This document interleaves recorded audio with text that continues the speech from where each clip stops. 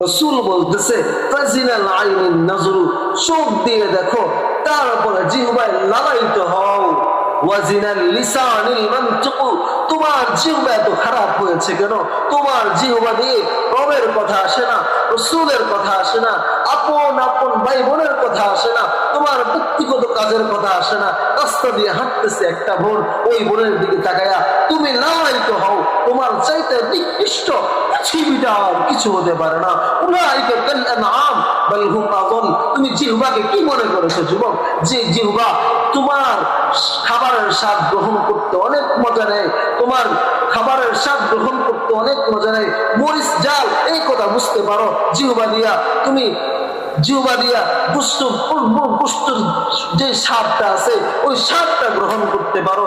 যে জিহ্বা দিয়া এত কিছু করতে পারো, যে জিহ্বার কারণে কোটি কোটি টাকা ইনকাম করো, ওই জিহ্বা কিন্তু কিয়ামতের ময়দানে তোমার বিরুদ্ধে চলে যাবে। তখন অবস্থান কেমন হবে বুঝবা।